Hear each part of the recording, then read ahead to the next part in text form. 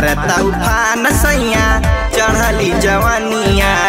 जाके गुजरात तू तो काटा ताड़ चनिया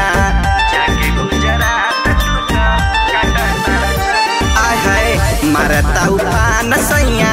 चढ़ली जवानिया जाके गुजरात तू तो काटा ताड़ चनिया मरल चाहे देवरा मजा बाजा में सटाई के मरल चाहे देवरा मजा बाजा में सटाई के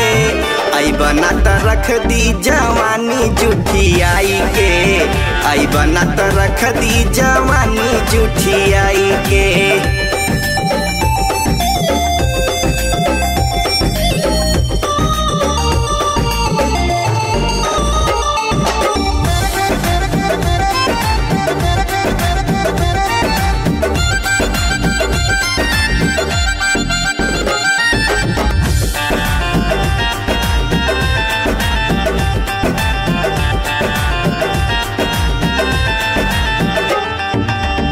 रुपिया कमाए गईला छोड़ी के बहरवा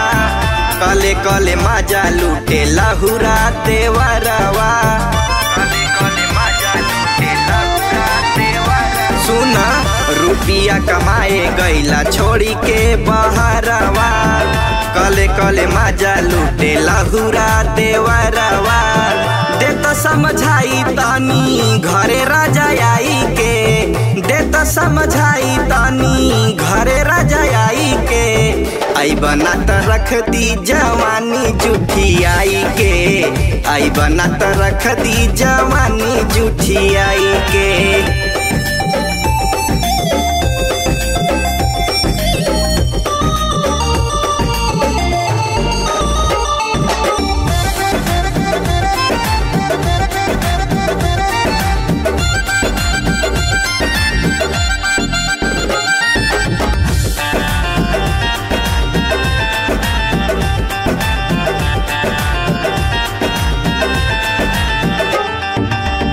लागेला कि कहियो राजा को दी ही घाट हो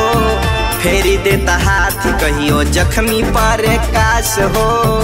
फेरी देता हाथ कहियो जख्मी पर काश आय हाय लागेला कि कोई दी ही राजा कहियो घाट हो फेरी देता हाथ कहियो जख्मी पर काश हो चंदन मुकेश रही गईले समझाई के राहुल मुकेश रही गईले समझाई के आई बना त रख दी जवानी जूठी आई के आई बना त रख दी जवानी जूठी आई के मारता उफान सैया चढ़ली जवानिया जाके गुजरात तू तो काटा ताड़ चनिया मरल चाहे देवरा मजा बाजा में सटाई के मरल चाहे देवरा मजा बाजा में सटाई के आई बना त रख दी जवानी जूठी आई के